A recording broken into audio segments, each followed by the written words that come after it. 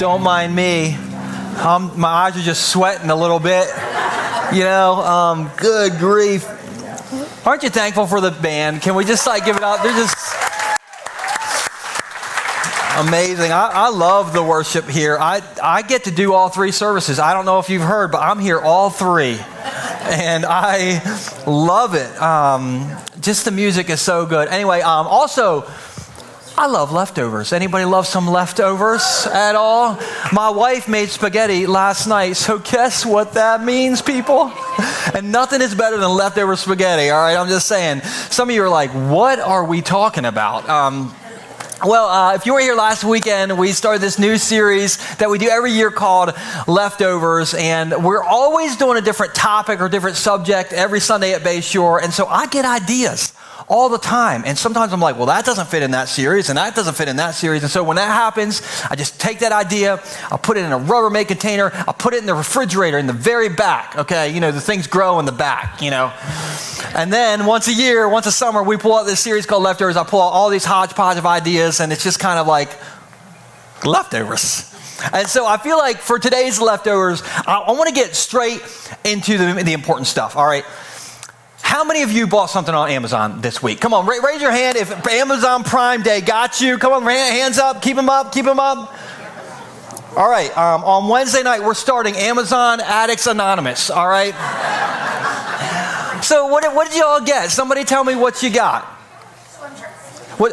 Swim shirt. Swim shirt. Oh, swim shirt. Yeah, it's perfect time for swim shirts. That's good. What else? College stuff. What? College stuff. College stuff. Yeah, that's college for you. All right? College stuff. What else? Card shuffler. A what? Automatic card. A card shuffler. Listen, I'm the worst shuffler. My wife does a thing where they go, I can't even do that. You got the card shuffler. Listen, great ideas. I bought air filters because I'm responsible, all right? So air filters for the house. But Amazon Prime Day is a big deal, all right? Like the Amazon projected that they were going to sell $24 billion with $1 billion worth of air filters and card shufflers in 4 days. $24 billion. Now, how many of you saw something that was sold out? Something that was not available, was sold out that you wanted to get? Okay, yeah, that's because my wife bought it, all right? She bought it. No, but people were buying all kinds of things, and Amazon had already projected that besides the Amazon Echo Dot, that's what they thought they would sell the most of. The thing that they thought they'd sell the most after the Amazon Echo Dot is Instapots. Because listen, we're not going to be cooking rice the old-fashioned way. We got to Instapot that thing. And so it's like a national holiday at this point, Amazon Prime Day. Some of you are like, I didn't even know what was going on. Listen, you got to put it on your calendar for next year. My wife was literally buying Christmas presents in July. Now, if you get a present from our family in December and you want to take it back, you can't. We bought it in July. We bought it under the fireworks, all right? You just enjoy that Crock Pot. That's what you get. So Christmas is going to be a little weird in our house. But Christmas, speaking of Christmas, I want to tell you a story that happened a few years ago at my family Christmas dinner, and it was on my dad's side of the family. And we're all there, and there's Crock Pots all up on the counter. Instapots, that's what, not a crock pot. That's an old 1980s crock pot. This is an Instapot. Anyway, Instapots all up on the countertop. And there's Andy Williams' Christmas music is playing. I mean, it is like I'm seeing family members I haven't seen forever. It's amazing. And at that time, my boy Nixon was about 4 years old, which is a perfect age where kids say whatever they're thinking. How many of you know a 4-year-old will just roast you and not even blink? Raise your hand if you know that 4-year-old will do it. And so we're at our family on Christmas dinner. Nixon's 4 years old, zero filter. And I have this person in my family, and I don't think there's any good way to say this, but there's this person in my family who has very memorable eyebrows. Like they have their own personality, all right? Now, forgive me, Lord, I have sinned, but they're like, there's a lot going on with them. And my boy Nixon hadn't seen this person before, and so Nixon walks in, and I see this happen. Nixon's just like, doo-doo-doo.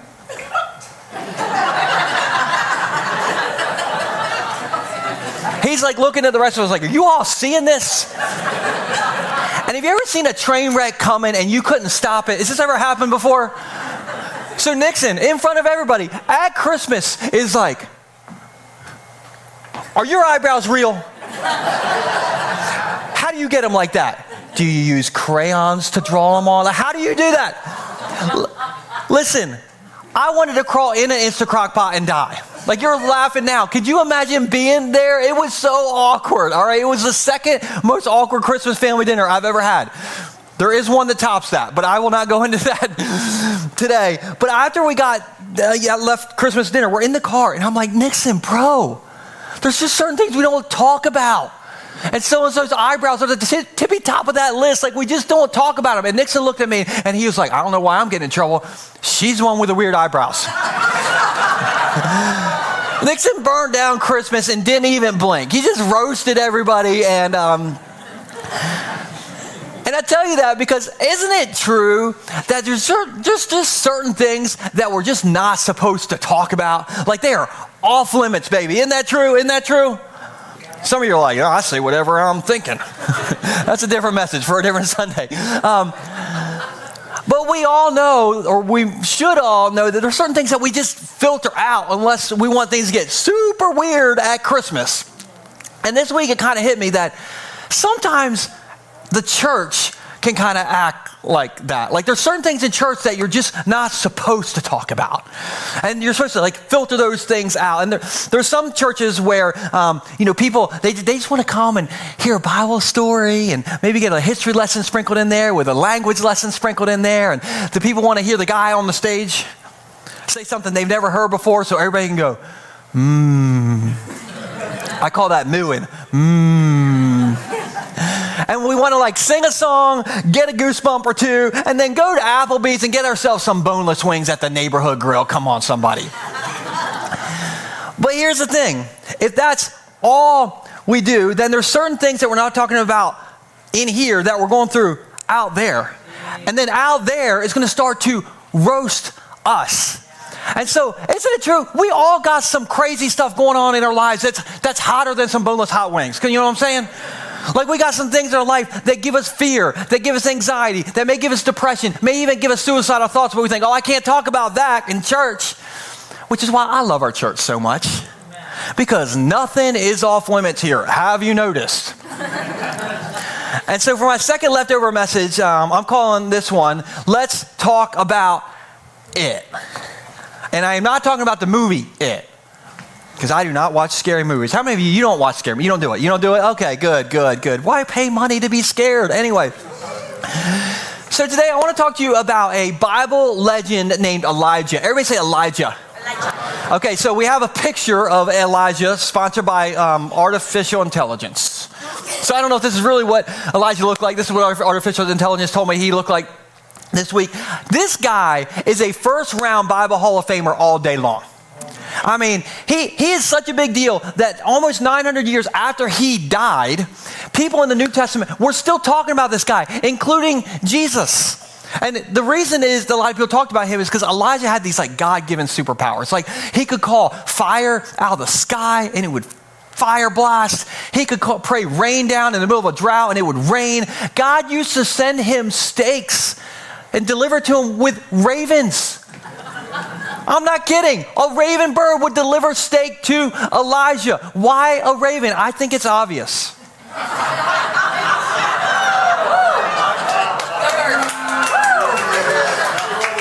Listen, did he send an eagle? No, he sent a raven. Did he send a falcon? Heck no. Are you kidding me? Anyway. But Elijah could call rain out of the sky, fire out of the sky. He was eating protein that ravens delivered to him. My question for you is doesn't it seem like Elijah was pretty spiritual and had it all together? Would you say he looked spiritual and had it all together on the outside? Yeah? Yeah. Okay. And isn't it funny how we can look like we've got it all together on the outside, but we can be dying on the inside? And so what happens here, just kind of a little story. In 1 Kings 18, Elijah is in a giant crowd of people, and he's the only one who really believes that our God and Elijah's God is real. And everybody else believed in the God of Baal. And so they're all taunting Elijah and like, your God's not real. And Elijah's like, I'll show you. I'll show you my God is real. And so Elijah ends up calling fire out of the sky, rain out of the sky, and eventually these 850 prophets of Baal, he has them killed. Now, one little problem with that. These prophets of Baal belong to King Ahab. Everybody say King Ahab. Okay, and now these prophets of Baal, they are barbecued. He doesn't like his guys. Well done, you know what I'm saying?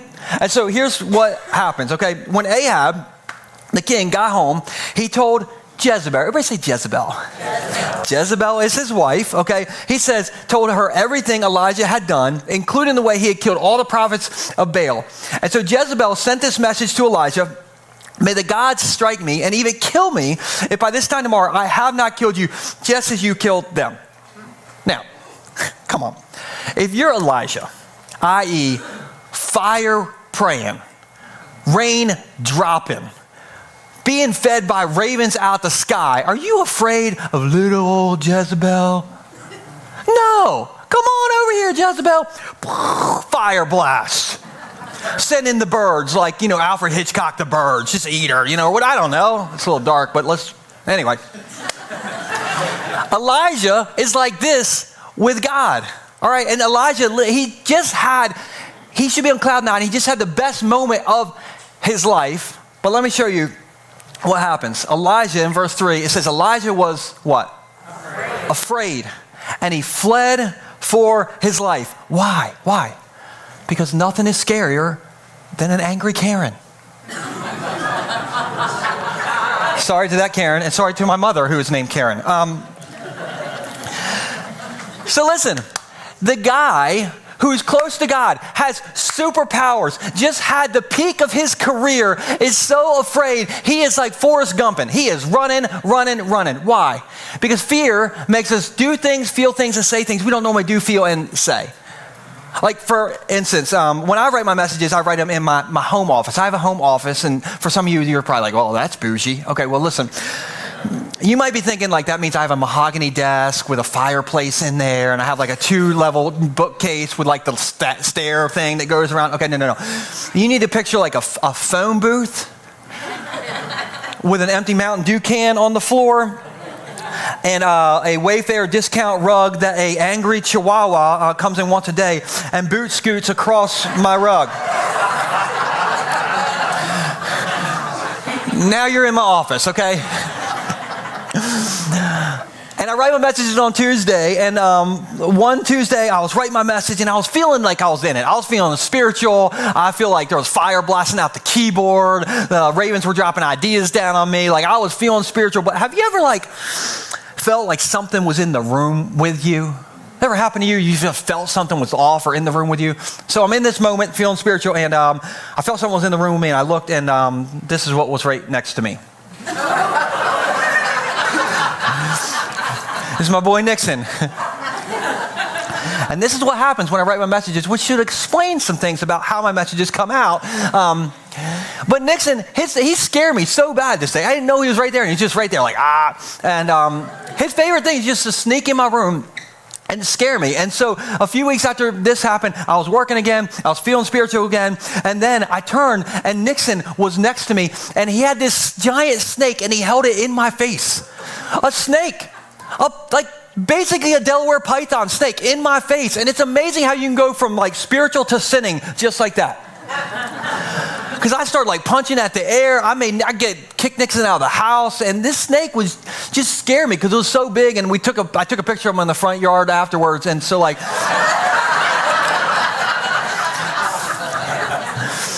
seems bigger when it's in your face. You know what I'm saying? But this little tiny worm, made me so afraid. I was air punching at an 8-year-old. And I tell you that because fear makes us do things, feel things, and say things we don't normally do, feel, or say. Fear can make us go from 0 to irrational in 0.2 seconds. And it's not just us. It happens to Elijah on the best day of his life. And so after all this amazing stuff happened, it says this happens in verse 4. After Jezebel threatened to kill him, then Elijah, went on alone into the wilderness. So let me just pause there real quick. When you're going through some stuff and you're struggling, never, ever let yourself be alone. Because if the devil can isolate you, he can take you out. And so you need to make sure you're surrounded with people. But Elijah, he went into the desert alone, traveling all day. And he sat under a solitary broom tree and he prayed that he might die. Now, some of you have thought, well, there's nothing in the Bible that I can relate to. You can relate to this next line. Elijah says, I have had enough, Lord. You ever thought that or felt that before? I've had it. Come on now. I have had enough. Take my life. He's like, I want to die.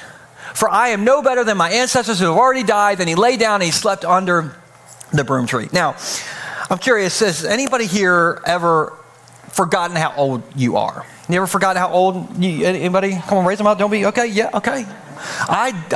Recently, I started forgetting my age. No lie, the last few months, I've told some people I'm 41 and some people I'm 42. I have not celebrated a birthday in the last few months. And I am just forgetting my age, okay? And this week it hit me that my brain right now, it's as sharp as it's ever going to be again. Like it's all downhill after this. I can't remember my age. Do not ask me the pickleball score. I have no idea. I'll make up the score. I will be winning in that score, but I have no idea. But I can't remember my age, but here's the thing. I have had an amazing life. It's been an amazing 41 to 42 years, whatever it is. Because I got to marry my dream girl. I have 2 amazing kids that are so fun. I've seen some amazing things. But there's still some stuff that I want to do before I... You know what I mean? Like, for instance, here's a few pictures. I want to hike in Yosemite National Park. How many of you have ever been to Yosemite? You ever done the Yosemite thing? Oh, must be nice. Must be nice. No, just kidding. I want to do that. Something else I want to do is sometime I want to go stay here. I want to stay in Bora Bora on an over-the-water bungalow. Come on. I would like to remind you that Pastor's Appreciation Month is coming up. Just want to slide that in there. Recently, this is really weird, but recently, for some reason, I've wanted one of these. A golf cart. I think you are having a midlife crisis when you want a golf cart. I don't golf. I don't know why I even want to. How many of you have a golf cart? You have one? Yeah, you know about that midlife crisis life. You know. But for some reason, I want a golf cart. And here's the thing. We all have some things that we want to do before we... But sometimes we go through some stuff that just hits us and we're like, I can't go one more day. Sometimes we hit a wall and we're like, I can't go on anymore. And so I want to show you how Elijah, he let his situation snowballed into that. And so we'll put this first thing on the screen. First, it starts with fear. Now, we all are afraid of something, right? Like we have things that make us afraid. Some of you're afraid for your future right now. Or you're afraid for your health right now. Or it's your kids that give you fear. Or maybe it's your money that you have fear about. Maybe it's because you watch the news all the time.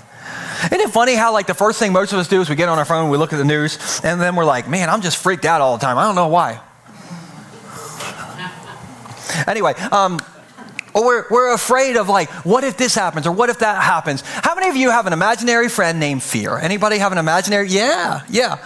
And if we don't deal with fear, fear can turn into anxiety. Now, there's always that one well-meaning Christian that when you're anxious about something, they're the ones who say to you, well, you just got to let go and let God. Listen, I mean this with love. Can we just let go of that phrase, please? Because it makes us feel like we don't have faith or we don't have a relationship with God if we have anxiety. No, you know why we have anxiety? Because you keep telling us to let go and let God, and nobody knows what that means. I feel better.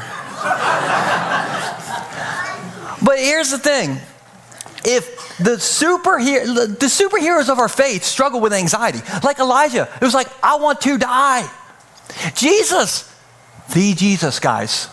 Jesus, the day before his crucifixion, he's in the Garden of Gethsemane. He has so much anxiety that he is sweating blood, and he's like, hey, I am overwhelmed to the point of death.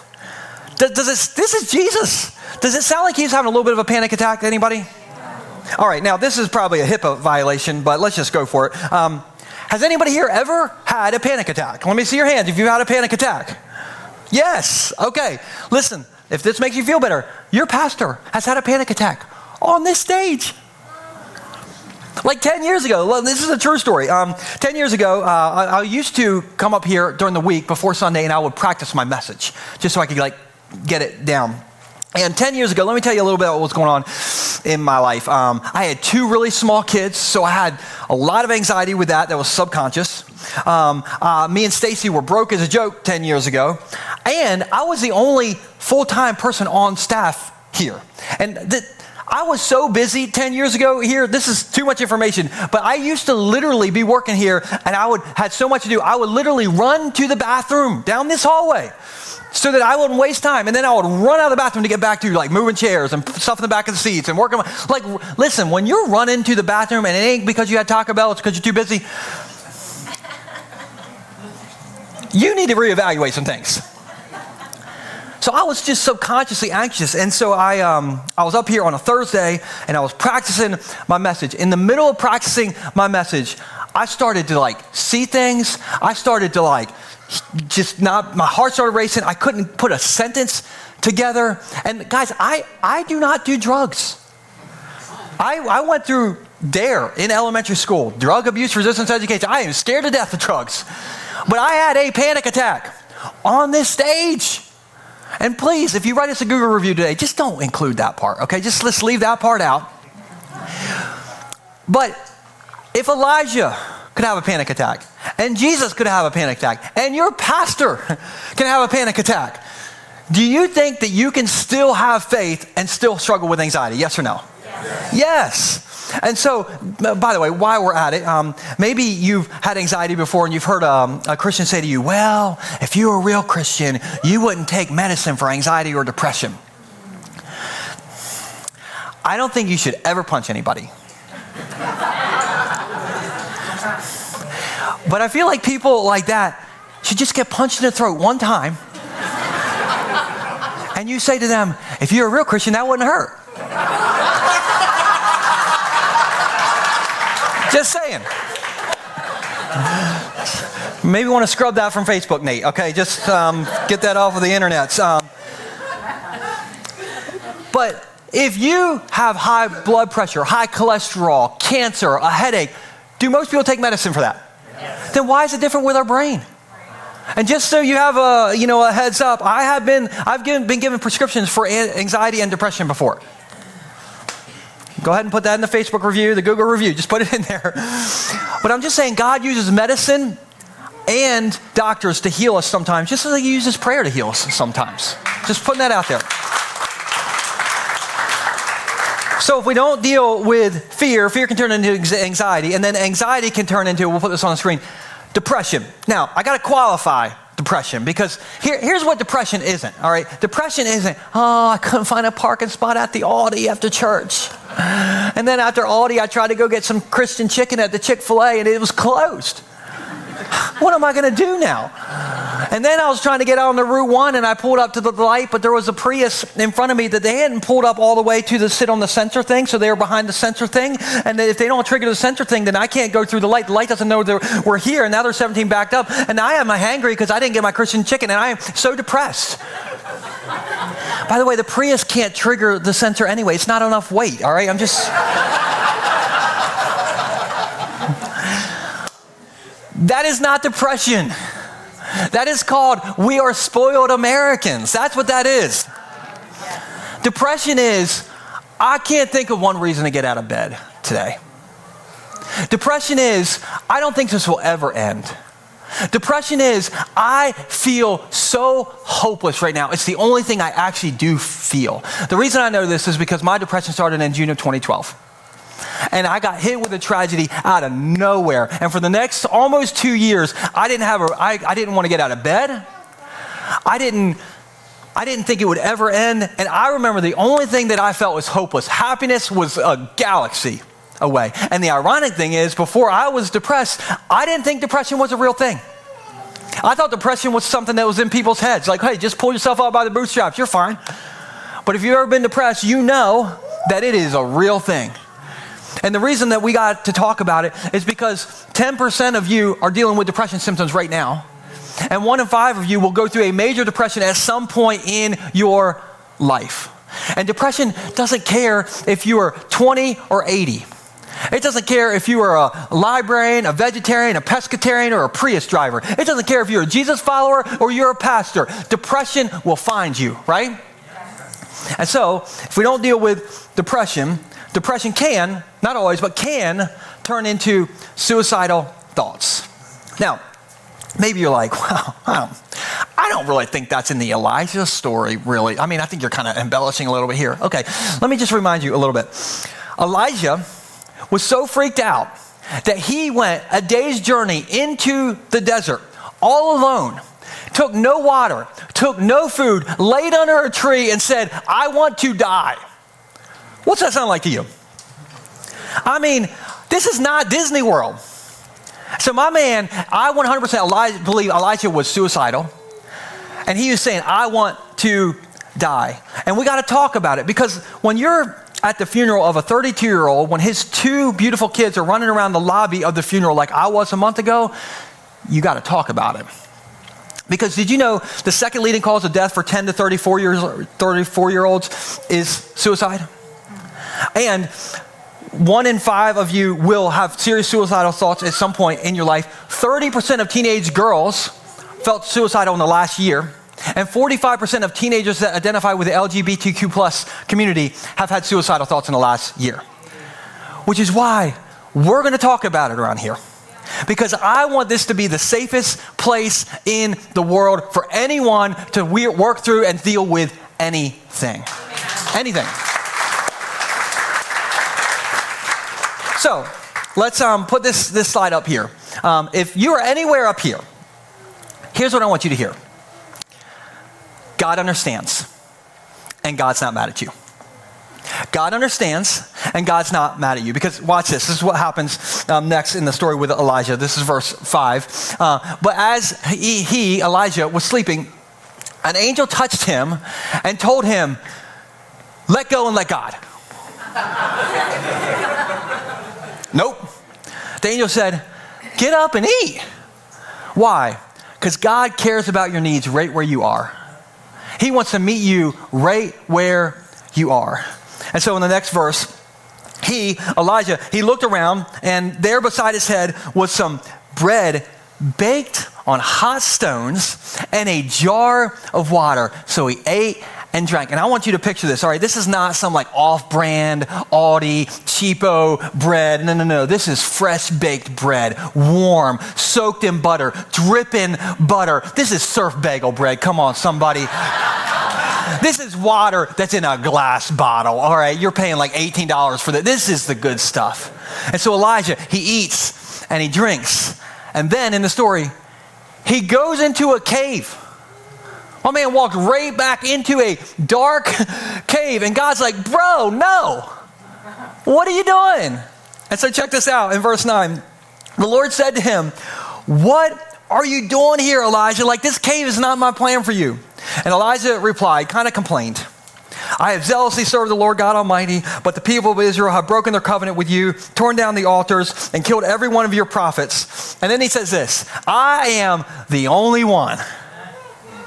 Listen, a lot of times we think we're the only ones going through what we're going through. We don't know that the pastor has been there before. I am the only one left. And now they're trying to kill me too. Now, here's what happens next. And I think we have a picture we'll put up here. This is thanks to AI again. God says to Elijah, get out the cave, man. So Elijah kind of gets out the cave. He goes to the mouth of the cave. And then some crazy stuff starts happening. First, what happens is the earth starts shaking. So there's an earthquake. And then the next thing that happens is it starts, wind starts blowing. So there's like windstorm. His beard is blowing in the wind. And then there's this fire blast coming out of the sky. And so you got earth, you got wind, you got fire. And then we got this.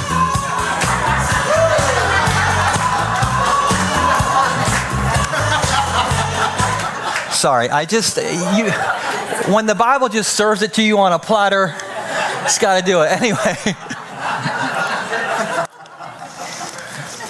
Earth, wind, and fire, right? We got earth, wind, and fire. Elijah is thinking God is in all these big things. Oh, God's got to be in the earthquake. He wasn't in the earthquake. Oh, God's got to be in the windstorm. Oh, God's not in the windstorm. Oh, God's got to be in the fire blast. God wasn't in the fire blast. And a lot of times, we're looking for God to show up in all these big places. We're like, okay, God's going to show up in this Christian conference that I'm going to. God's going to show up in this self-help book that I have. Or like they say in the office, I feel God in this Chili's tonight. All right. Anyway, that's no Office fans got it. But sometimes God shows up in the weirdest places. Not like Chili's, but like maybe Nicola's. How many of you know when you're eating a Nicoboli, God is in Nicola's? How many of you feel that a little bit in your heart? Let me tell you why I brought up Nicola's and God showing up in some weird places. A year or two ago, Bob and Noli, we have a picture of Bob and Noli we'll put up here. Bob and Noli, they invited, they're part of our church, they invited me and our family to go to Nicola's. And Bob was in our lobby, he's like, listen, I'll pay for you, like it'll be our treat. You want your family to go with us? And I was like, let me pray about it. Yes. Listen, the only thing better than a Nicoboli is a free Nicoboli. And so I was excited at first, but then I'm just going to be real, like, honest with you, just pastor confession. I got a little nervous before I went to dinner with him because I get a little nervous about going out to dinner with you all. No offense. And here's why. You're not allowed to feel bad for me on this, but I'm just going to let you into my world just for a second. But I've been invited to dinner from church people before, and they've taken me to dinner, but it was a setup. And they tricked me. And at dinner, they told me everything they don't like about my preaching, everything they don't like about our church. And at the end, they say, oh, by the way, we're leaving your church. Goodbye. Don't feel bad for me. Just letting you into the world that happens in a pastor's life sometimes. And so I get a little freaked out before I go to dinner with people that I may not know that well. And so we go to Nicola's. We're sitting there, and I'm thinking, like, what's going to happen? And Bob said, well, let me tell you why I wanted to bring you here, Pastor. And I'm like, here it comes. And Bob said, I just want you to know that Noli and I, we fully support you. We're behind you. And we know you don't know us very well, but we have your back because we know how hard it is to be a pastor sometimes. That's what they said. That's what they said. I started crying in Nicola's. I'm crying on my Nicoboli. I got my kids in front of me. I'm crying in front of my kids. I'm crying in front of 74 tourists from Pennsylvania. I'm crying. Why? Because God used Bob and Noli to speak to me in Nicola's and to remind me, hey, Joel, not everybody's out to get you. That's not true. God can show up in the weirdest places. He can show up in your car when you're listening to a song from the bridge. He can show up when you're in a little place like, I don't know, a basement. God can show up in the weirdest places. And in this story, God was not in the earthquake. He was not in the wind, and he was not in the fire. So where is God? Check this out in verse 12. And after the fire, there was a sound of a gentle whisper. When Elijah heard it, he wrapped his face in his cloak and he went out and he stood at the entrance of the cave. And the voice said, or should say whispered, what are you doing here, Elijah? And I think sometimes we want God to be big and loud and to get our attention. But sometimes God wants to speak to us in a whisper. We just have to be still. And we got to be listening so we can hear his still voice. But Elijah didn't hear it. Look what happens. Elijah in verse 14, he replied again. He says the exact same thing he already says. He says, I zealously serve the Lord God Almighty, but the people of Israel broken their covenant. Blah, blah, blah, blah, blah, blah, blah. Same thing. Then the Lord told him, go back, Elijah, the same way you came. And the end of the story is so amazing, all right? So after this, God had all these plans for Elijah that he didn't see in the moment when he was in darkness. And so after this, Elijah still goes on to crown 2 future kings. Elijah goes and trains his future successor, Elisha. And Elisha got trained really well because Elijah was a trainer, and Elisha does twice as many miracles as Elijah ever did. Elijah thought he was all alone. God says, hey, you're not alone. There's 7,000 other believers just like you. You're not alone. And then Elijah, fun fact, he's one of only 2 people in the Bible that didn't die a natural death. God just, you go to the bank drive-through, and like you put the thing, Elijah. He just went.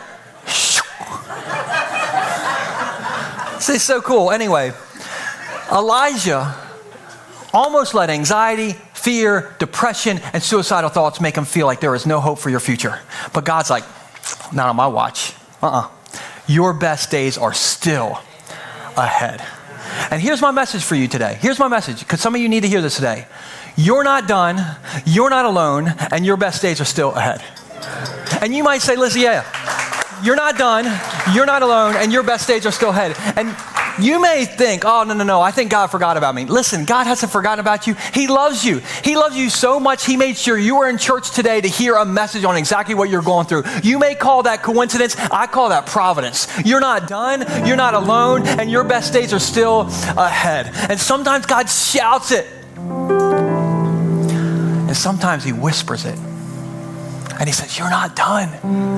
You can't see it yet, but I can see your future. I wrote your story.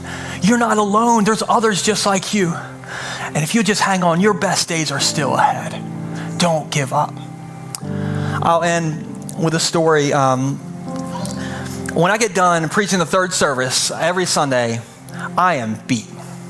I got nothing. The gas tank is empty, all right? I've told my team multiple times, like, if I ever get pulled over on my way home from church, that officer is going to think I am drunk because I can't put a sentence together. I'm probably swerving. It's through Dewey, and so he's probably like, this guy, listen, it's just because I am worn. I am so tired. And so, no offense, but when anybody asks me to do something on after church on Sunday, I can't do it. Like, physically, I cannot do it. But a while back, I was out in the lobby after the third service, so I'm just, pacing around in a circle out there. And this guy comes up to me and he said, hey, can I take you and your boy Nixon out to Big Oyster for lunch right now? And I don't know what I said. I probably was like, blah, blah, blah, blah. I mean, I just like, I don't know. But I must have said yes, because the next thing I know, I'm sitting in the playground outside area of Big Oyster. And I'm kind of wondering, like, why did this guy want to go to lunch today? And Nixon's playing on the playground, and this guy looked at me. His child was playing on the playground too, and he said, I want you to know, I wanted to take you to lunch because you don't know this, but you and Bay Shore saved my life. Literally. He said, I wouldn't be here because I went through a really dark season, and I didn't know where to turn. But he said, you guys talked about it. And that gave me hope. And I'm here today because of your church. And then he looked over. And his kid was playing on the playground. And I could see in his eyes, he realized I would have missed out on this. And I'm so glad that he didn't. I'm so glad. And so here's what I want you to know. If you're struggling, if you're going through something today, we're a church that's not going to judge you. We're a church that's going to cheer you on. We're a church that's going to stand beside you and say, you're not alone, you are not done, and your best days are still ahead. And that's not a line for us. That's what we really believe. And so my message to you today is you're not done, you're not alone, and your best days are still ahead.